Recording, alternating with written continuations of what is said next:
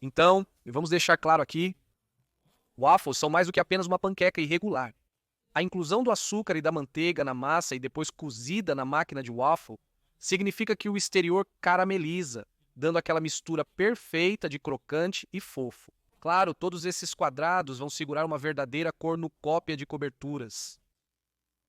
Uma pesquisa recente revelou que 40% dos americanos, de todas as demografias, preferem waffles a qualquer outro item do menu matinal. Se você pensa em waffles como um simples prazer, pode se surpreender ao saber que eles remontam mais longe na história do que muitos imaginam, e existem mais tipos de waffles do que quadrados em uma máquina de waffle. Os waffles existem há muito tempo, com origens desconhecidas, mas remontam à Grécia Antiga, onde bolos planos chamados obélios eram cozidos entre duas placas de metal. De acordo com a revista Smithsonian, as pessoas seguravam os waffles sobre fogueiras ou lareiras, tentando não queimá-los ou a si mesmas. O site Food Trail apresenta duas possíveis etimologias para o nome do prato. Uma é que os pequenos bolos planos eram vendidos por um óbolo, uma moeda grega de cobre ou bronze avaliada em um sexto de uma dracma. Uma segunda possível origem para o nome é o latim oblata, que significa uma oferta, seguindo mais de perto a evolução do doce. Apesar disso, os oblírios gregos não eram waffles como conhecemos hoje, sendo mais descritos como proto-waffles. Food Trail explica que esses antigos obélios eram salgados, temperados com queijo e ervas, diferente da versão doce famosa mundialmente hoje. Os obélios eram feitos de farinha, água e possivelmente ovo, mas não tinham agente de crescimento nem os buracos quadrados que definem os waffles atuais. A produção de obélios se espalhou para a Europa, porém sem agente de crescimento. O waffle se espalhou como uma hóstia de comunhão por outro mecanismo.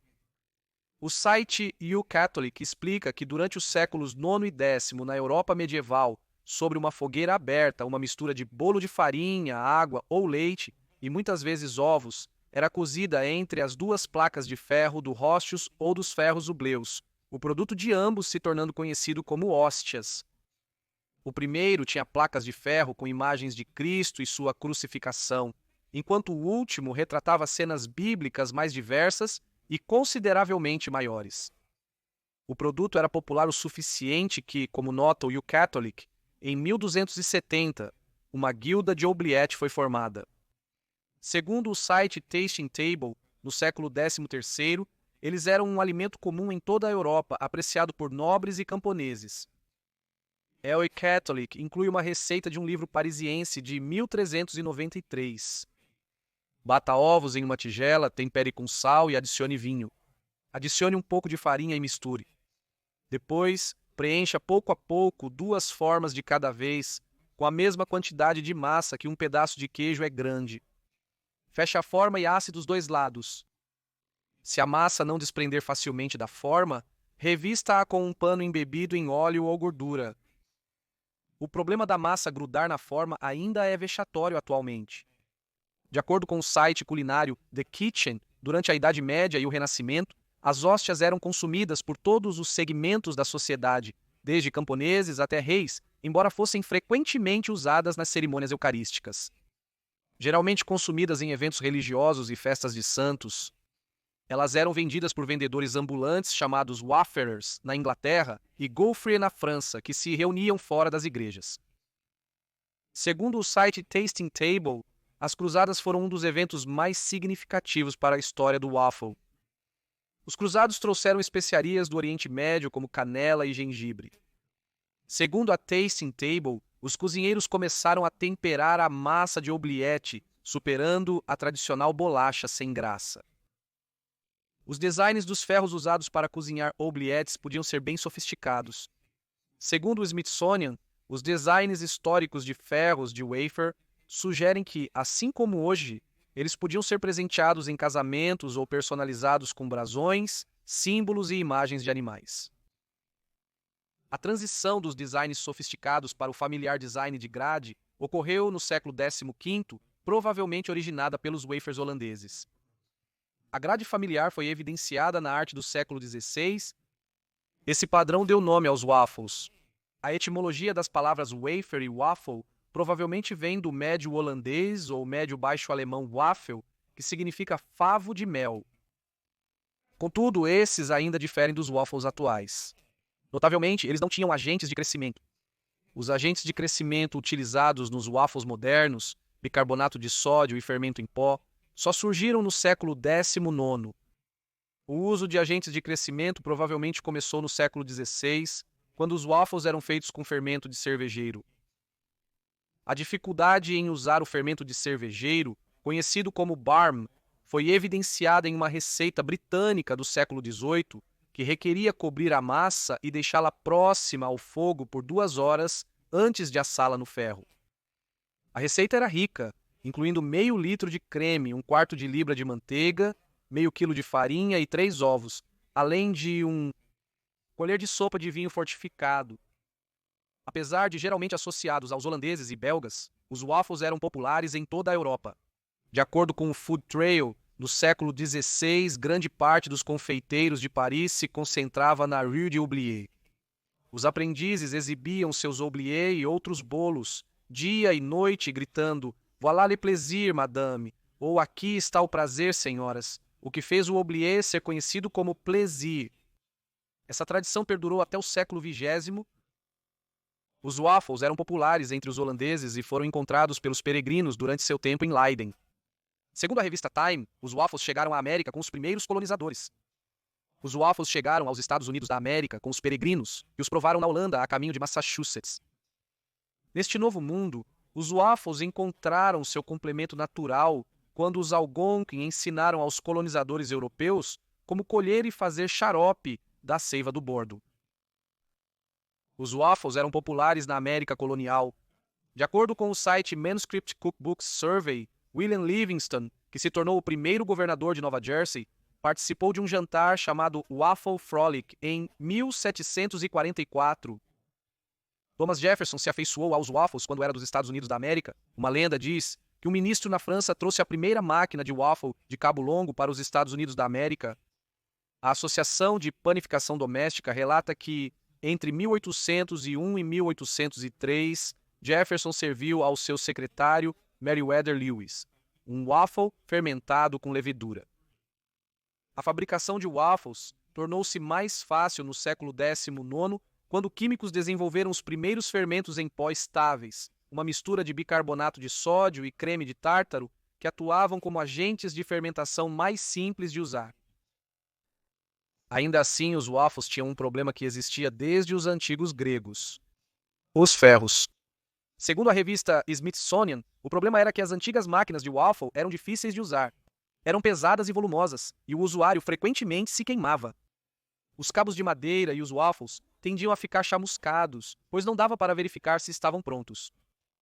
O problema foi resolvido por Cornelius Swartwout, que patenteou uma nova máquina de waffles em 24 de agosto de 1868. Segundo o Smithsonian, seu ferro foi o primeiro ferro de waffle que se encaixava facilmente em um fogão a lenha e tinha uma alça útil para abrir, fechar e virar o aparelho sem se queimar. A data da patente, 24 de agosto, é celebrada como o Dia Nacional do Waffle nos Estados Unidos da América. Outra melhoria surgiu por volta de 1900. Segundo o site Grub Americana, a Westinghouse e a General Electric fizeram protótipos de ferros de waffle elétricos por volta de 1900. No entanto, não obtiveram sucesso, pois a tecnologia de elementos de aquecimento era muito recente. O primeiro ferro de waffle elétrico comercialmente bem-sucedido foi produzido pela Simplex Electrical Heating Company de Boston, Massachusetts. Outros fabricantes, então, começaram a produzir modelos elétricos, levando ao que a Grub Americana chama de Era de Ouro das máquinas de fazer waffles entre os anos 20 e os anos 50. A primeira massa de panqueca pronta foi produzida pela Pearl Milling Company em 1889. Nos anos 30, várias marcas já produziam misturas prontas para panquecas e waffles. Entre essas estava uma empresa dos irmãos californianos Frank, Tony e Sam Dorsa, que começaram a produzir uma mistura pronta para waffles, principalmente para restaurantes em 1935. Na década de 1950, Frank Dorsey inventou um carrossel de ferro para produzir e vender waffles congelados instantâneos que podiam ser aquecidos em uma torradeira. Os waffles tinham um nome aparentemente estranho. A empresa inicialmente fazia maionese com ovos frescos da fazenda. Para enfatizar a qualidade da maionese, os irmãos nomearam sua empresa Eggo.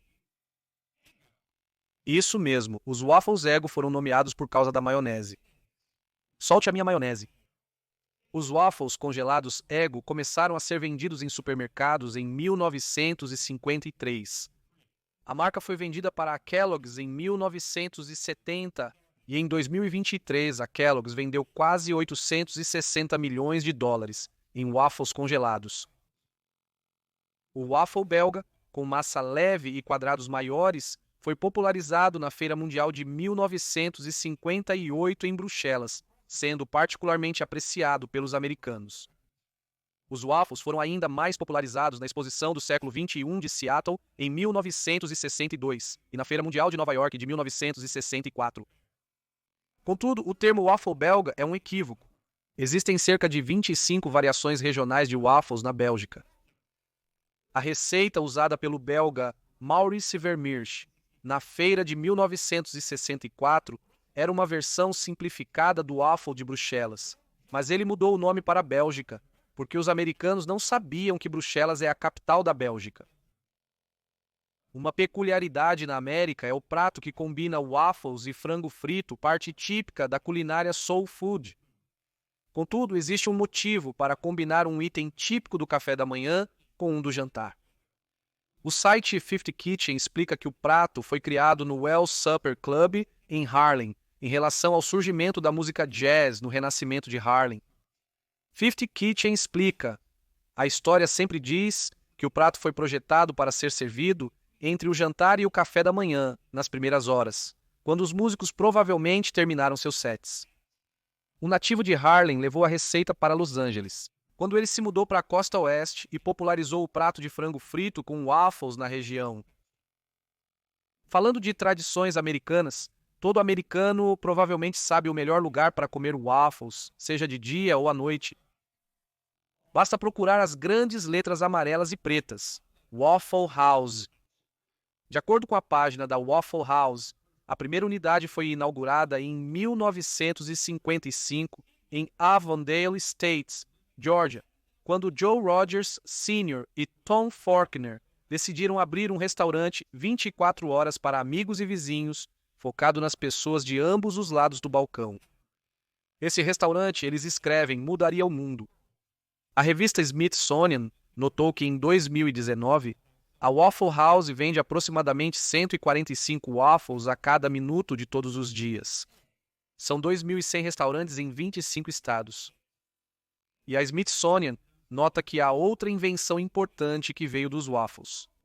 Em 1972, Bill Bowerman, treinador de atletismo da Universidade de Oregon, solicitou uma patente para um novo calçado esportivo com taxas de borracha na sola para melhor tração. O inventor usou a máquina de waffles da esposa para criar as ranhuras padronizadas na sola do sapato. Bowerman, que mais tarde fundou a Nike, costumava correr frequentemente. Os waffles não são exclusividade dos americanos. Eles são amados em todo o mundo. Na Alemanha, existe um waffle feito de batatas. O Japão tem um waffle em forma de peixe recheado com pasta de feijão. Enquanto 24 de agosto é o Dia Nacional do Waffle nos Estados Unidos da América, 25 de março, é celebrado como o Dia Internacional do Waffle na Suécia, Noruega e Dinamarca.